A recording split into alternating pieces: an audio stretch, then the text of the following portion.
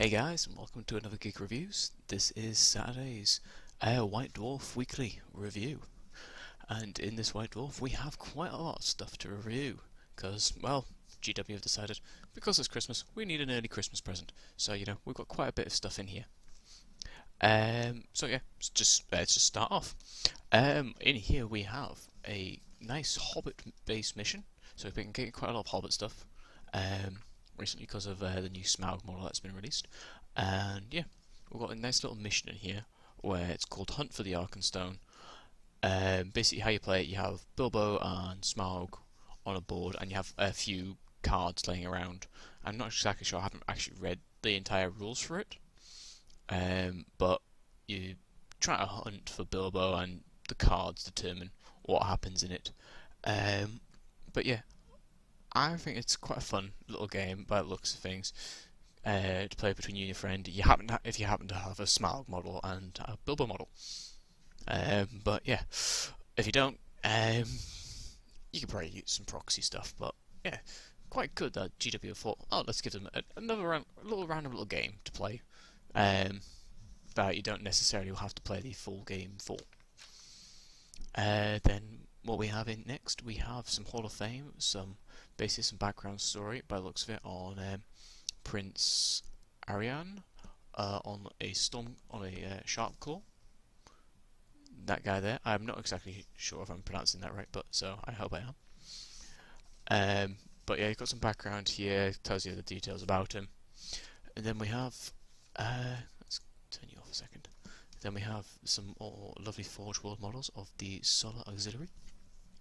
And they are looking lovely because we've got what looks to be a bar, or their version, the Solar Auxiliary's Basilisk and the Medusa. But it looks quite cool. I quite like it. And then we have another little mini game called Hunt for the Sacrifice, where we have what looks to be a board of cards, and we have what you need to play is you need one Hellpit Abomination, one Carnosaur with an Old Blood Rider, and 3 skink cohorts with at least 8 models, and a pack of playing cards, and 10 dice. And basically, the aim of the game is to catch the Hellpit Abomination by surrounding it with the Carnosaur and the skink cohorts. The game is played twice in a row with players swapping turns. Each player takes whoever takes the fewest turns to catch the Hellpit Abomination wins. Basically, it's a good little fun game. It's another little random game that GW decided to put in. So yeah, can't complain about a little extra game you can play, especially if you happen to have Skaven and Lizardmen. But then we also have the Cities of Death.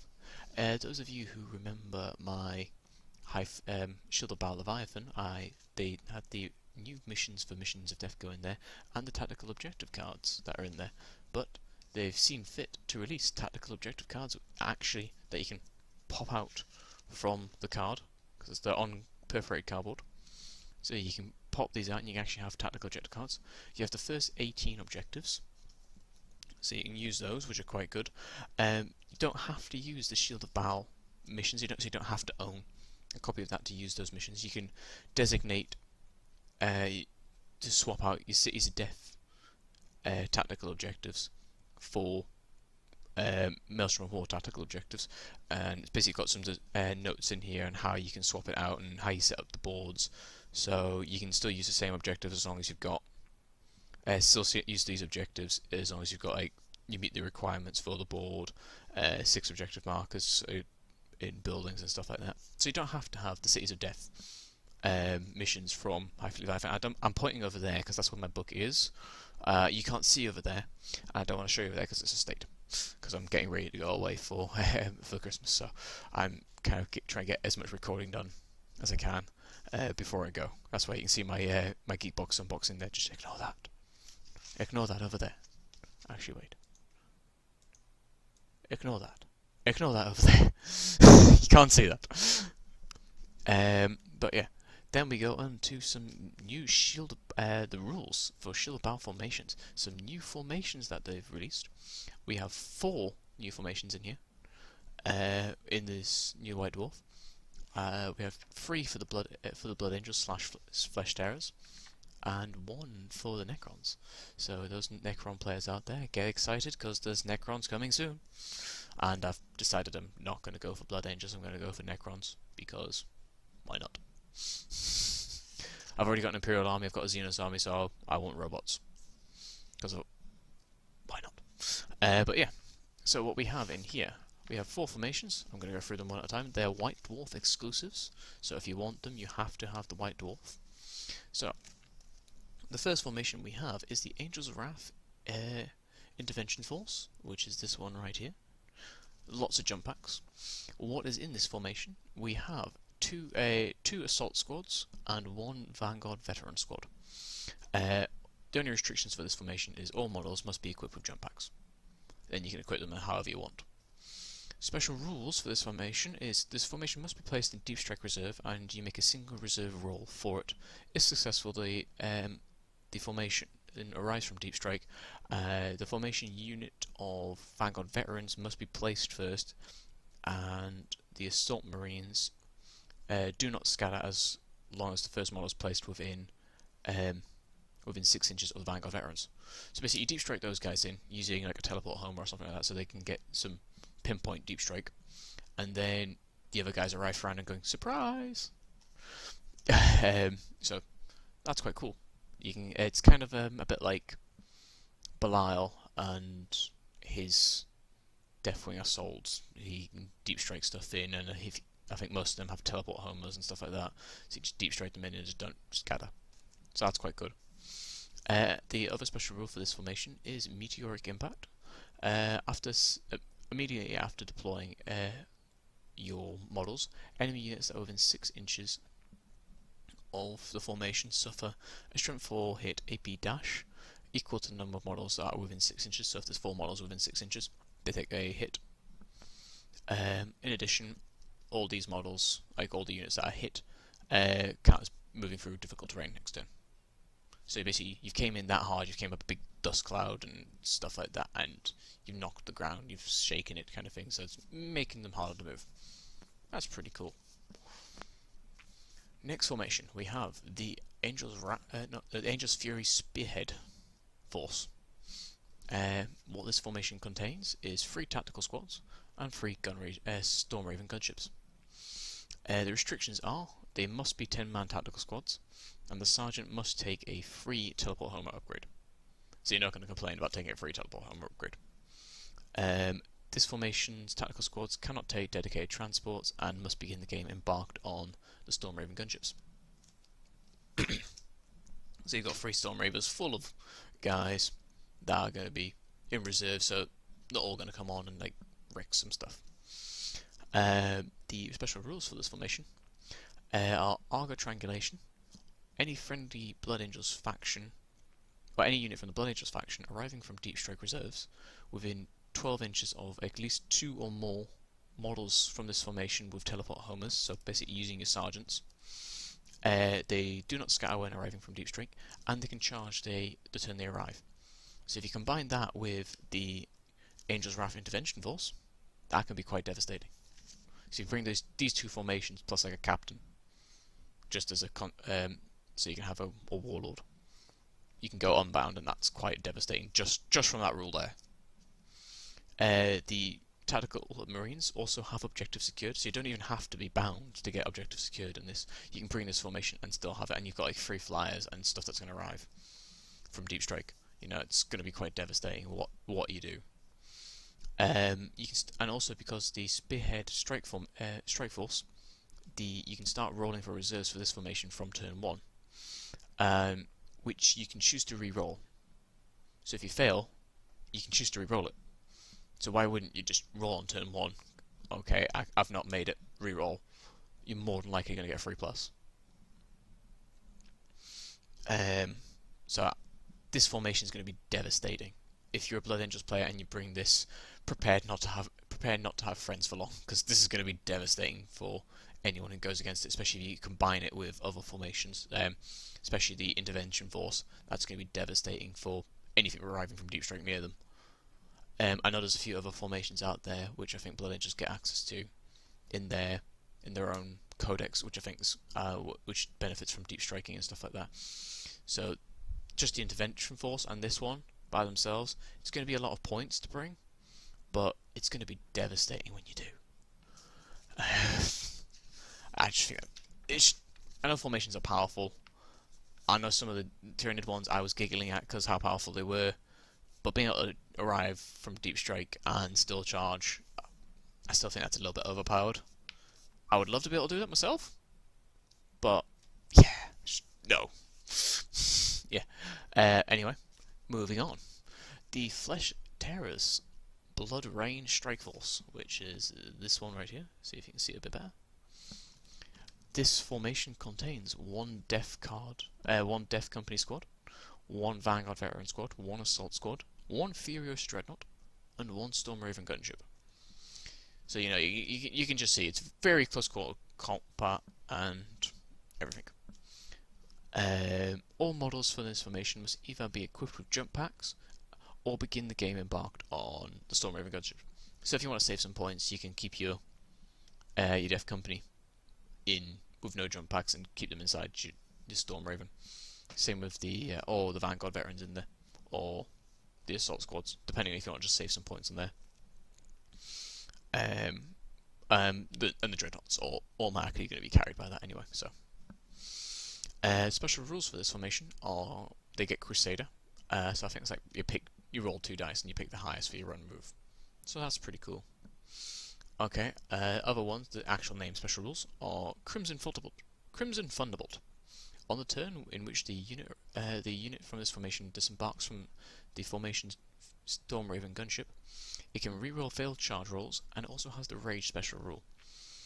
So that with the Furiosa Dreadnought, that's going to be bad.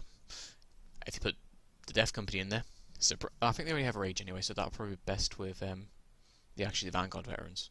I think they've got like 2 attacks each, plus 2 on the charge, plus close combat weapon and pistol. It's 5 attacks from each of them, with Furious Charge at strength 5. That's going to hurt.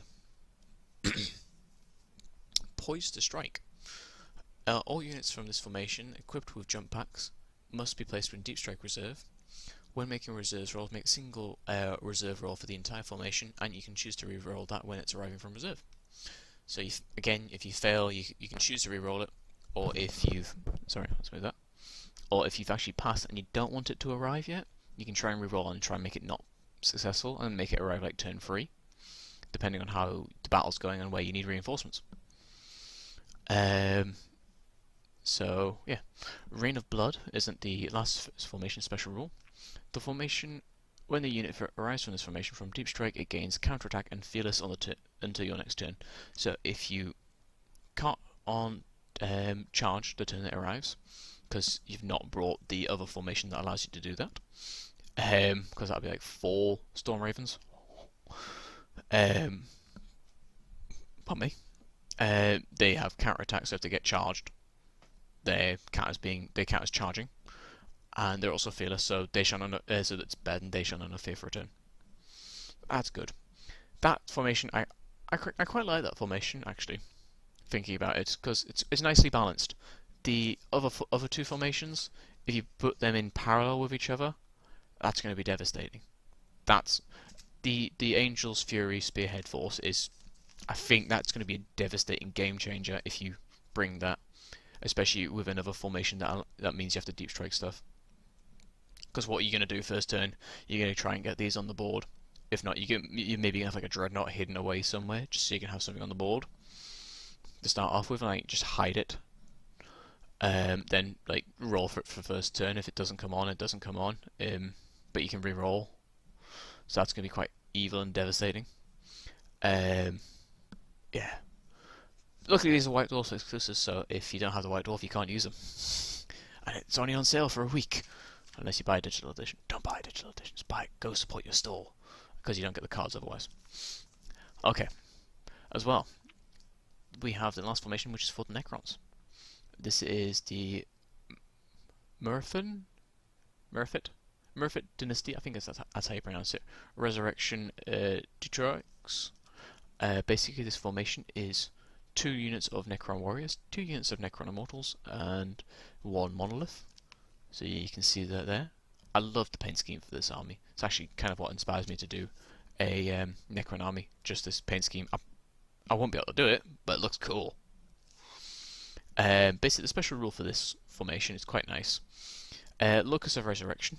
At the start of your movement phase, the monolith formation from this formation can decide to repair fallen models from this formation's units. To do so, you basically nominate one Necron warrior unit or mortal unit within 6 inches. If it's a Necron warrior unit, you roll a d6, and if it's an immortal unit, you roll a d3, and then you add that many to the unit. This cannot take the unit above its starting size, and if they can't be placed for whatever reason within 6 inches of the monolith, they are destroyed. So, if you're getting them back for free anyway, so you might as well make sure that they can all be placed. Since this is the start of the movement phase, all the models in all the Necron models can still move and act as they normally would. So you basically want to make sure you're all in range of the monolith at the start of the turn. It does its symbiotic repair thing, and then they can carry on and move and go on and do their own thing. So that's pretty cool. I quite like that formation for the Necrons. That's because they kind of need something, because they're the oldest codex now currently. So that's really nice that they've given them something to do that. I know there's going to be some more stuff in the last part of Shield of Baal Exterminatus. I'm not going to be getting that just yet. I may try and get myself a digital edition later on, or a softback edition, because I can't be bothered with the it's not drawn me in enough to finish off that, because I've not been reading the fluff, I'll admit. It's just something I haven't got around to doing yet. But I do like that they're giving the Necrons something in there, because, well, they need something, because, as I say, they're the oldest codex. They're going to be updated probably in January, but it's going to but until then, they're going to be kind of floundering, being the last one being updated. I know they're pretty powerful codex as there are, and I hope certain stuff in there doesn't get nerfed, but they probably will. But yeah. And then the last bit on here, you got a bit more fluff between Nagash and Chaos. So yeah, that's quite nice. Got that in there. Then we've got some more random bits and bobs, like the painting bit at the back, showing off all the nice paint jobs that people have done. There's a nice Riptide in here, and there's a nice avatar of Cain that's been really nicely painted up. But yeah, that's all that's in this week's one, so there's quite a lot in here. I would recommend buying it just for the Cities of Death tactical objective cards, as if you want to play them, they're going to be utmost necessary. There's only half of them in here currently. You have to buy next week's one as well to get the remaining part of the cards, but you've got the main ones there, so you can just use them because they replace 11 through 36, and then just use the other one, the normal tactical objectives, until you get until the other cards come out, if you want to play games until then. But yeah, as I was saying, I hope you enjoyed. There won't be a White Dwarf Weekly next week. I'll be going to get it. I'm going to get it. I may try and do it on my tablet and try and get it uploaded, because my tablet's connected for this account. So I'm going to try and get the stuff uploaded as and when I can. Do the little vlog or of what I've seen, what I've heard, rumours and releases and stuff like that. But yeah, I'm not sure what I'm going to be doing, because I'm going to try and get another piece of recording done for the Crystorm Altar of War mission, which I picked up from Black Library's Advent Calendar. If not, I'll be doing that when I get back on the January the 3rd, as well as an overview of what's been out over the past couple of weeks. But yeah, I hope you've enjoyed this video of the White Dwarf review, and hope you stick around, and I hope to see you to be watching me in the future. Like and comment if you enjoyed the video. Comment if you want me to review anything in the future, and I will try and get around to it. In addition, as well, subscribe, because there will be more stuff coming out. There's my Geek Reviews that's coming out in a couple of days' time while I'm away, because I'm going to have that pre-uploaded. Yeah, so I hope you've enjoyed, and I'll see you again.